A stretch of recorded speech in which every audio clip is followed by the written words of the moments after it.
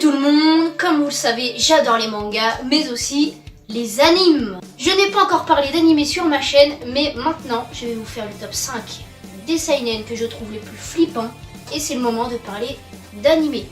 C'est parti.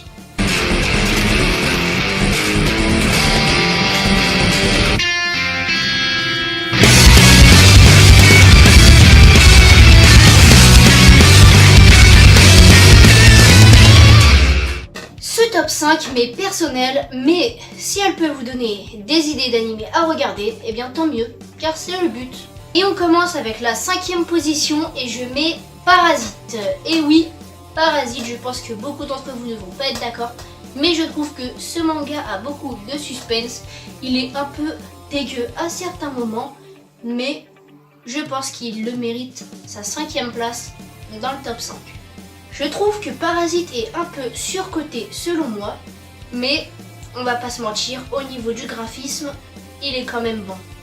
On passe à la 4e place, et oui, comme vous l'avez remarqué, entre temps j'ai eu froid et j'ai mis un pull. Je mets l'Attaque des Titans en 4e place, tout simplement parce que je trouve les titans bien plus flippants que dans le manga.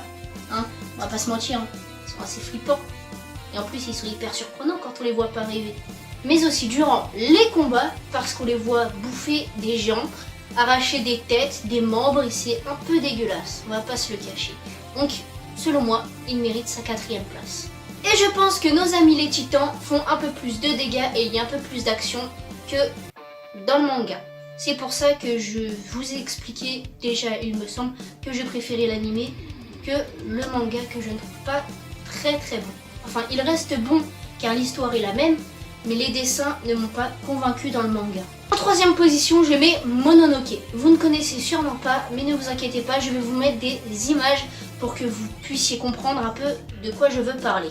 Mononoke est un animé vraiment flippant qui nous fait vraiment jouer sur la psychologie et les peurs les plus profondes.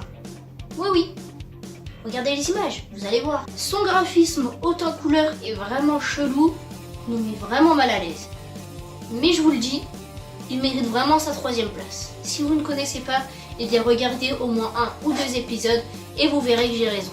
Le second n'est autre qu'Elfen Lied et je vais vous expliquer pourquoi.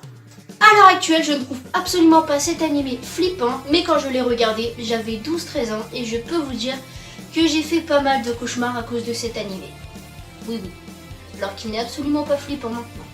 Elfen Lied, je le trouve un peu flippant tout de même. Et son histoire est assez originale selon moi, surtout pour l'époque où il est sorti. C'est pour ça que je le mets en 2e position.